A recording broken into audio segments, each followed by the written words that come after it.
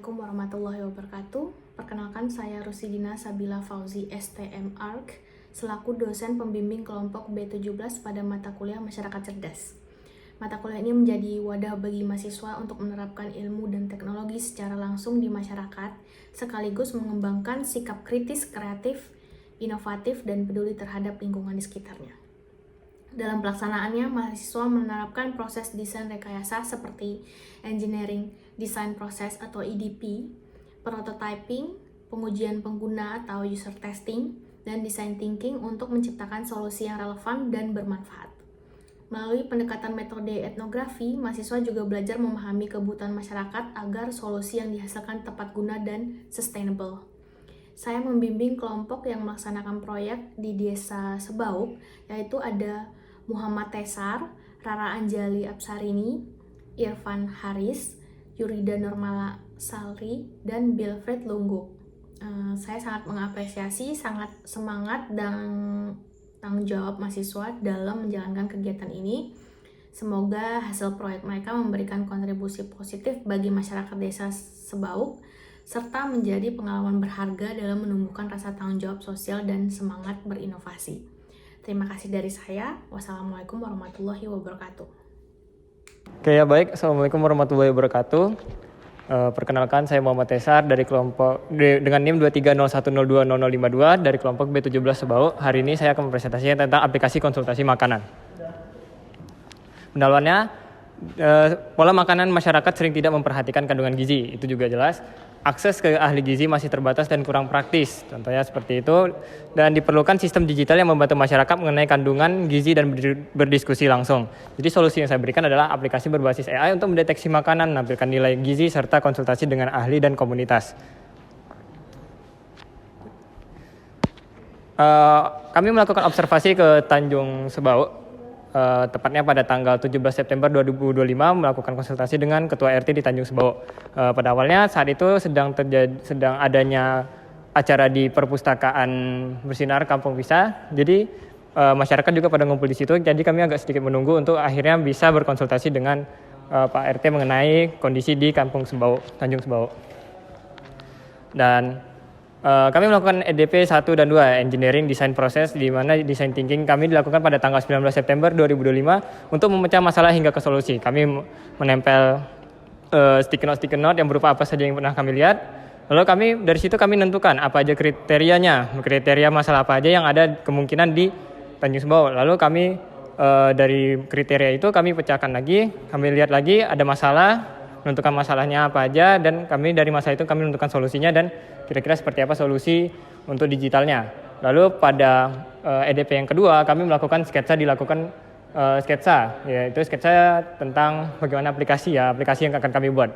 Sketsa dilakukan pada tanggal 26 September 2025, di mana melakukan sketsa dari solusi yang ada. Jadi solusi yang tentang teknologi tadi kami melakukan sketching bersama tim dan menentukan apa sketsanya. Ini merupakan salah satu contoh beberapa sketsa yang telah kami buat. Dari sketsa-sketsa yang tadi, akhirnya saya memilih sketsa pilihan di mana konsultasi makanan pada pakar dan warga, di mana konsultasinya ini karena sebuah aplikasi AI yang bisa mendeteksi atau meng-scan makanan gitu. Sketsa dipilih karena menampilkan gizi pada makanan sehingga membantu warga untuk bisa memenuhi kebutuhan gizinya juga. Kurang lebih seperti itu.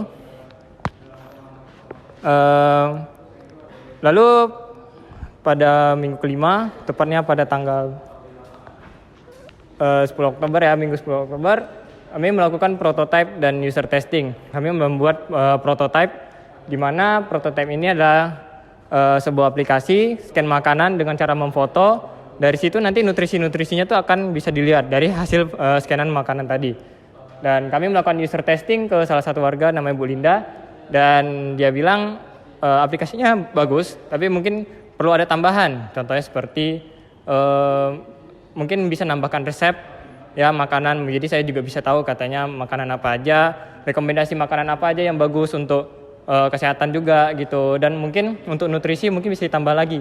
Kira-kira apa aja yang bisa dideteksi dari makanan-makanan itu. Dan kami juga udah ada konsultasi dengan dosen pembimbing juga, di mana desain finalnya yaitu kurang lebih seperti ini, hampir sama seperti desain awal, tapi kami menambahkan tab-tab barunya seperti resep dan rekomendasi. Dan itu resepnya itu kurang lebih makanan seperti ada makanan apa nih yang sehat dan makanan apa aja untuk mungkin dari bahan yang ada kita buat makanan sehatnya apa aja gitu, dan rekomendasi makanannya seperti apa. Lalu kita masuk ke analisis kriteria. Apakah mudah diciptakan dan kenapa? Saya bilang mudah diciptakan kenapa? Karena menggunakan teknologi umum seperti AI Vision dan database gizi terbuka. Jadi sangat mudah untuk diimplementasikan. Lalu apakah cheap, murah atau bahkan gratis tidak berbayar? Kenapa?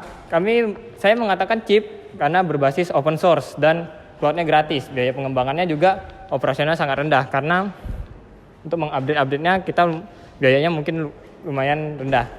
Lalu untuk apakah sustainability, ramah lingkungan? Saya dibilang ramah lingkungan karena bentuknya adalah digital. Jadi tanpa alat fisik pun dan akan mengurangi mobilitas tatap muka. Lalu apakah easy to use? Mudah dioperasikan oleh masyarakat, easy to use. Saya riset sedikit tentang masalah antarmuka dan hasilnya antarmukanya kami buat sederhana, cukup scan makanan untuk lihat gizi dan konsultasinya secara langsung. Lalu apakah ekonomis, kecil biaya perawatannya? Ekonomis, perawatannya ringan karena hanya update software dan server cloud. Lalu apakah ada kandungan ilmu teknik dengan mata kuliah yang Anda ikuti atau selesaikan? Kandungan ilmu tekniknya ada karena itu menerapkan AI, algoritmanya, web desainnya, dan database sesuai mata teknik kuliah teknik informatika. Dan kesimpulan yang saya buat adalah sistem ini meningkatkan kesadaran gizi masyarakat melalui interaksi sosial dan teknologi AI, memudahkan pengguna mengenali kandungan makanan sekaligus berdiskusi dengan ahli dan komunitas. Lalu berpotensi dikembangkan menjadi platform edukasi dan rekomendasi makanan sehat berbasis AI dan data komunitas. Oke, sekian presentasi dari saya. Saya tutup. Wassalamualaikum warahmatullahi wabarakatuh.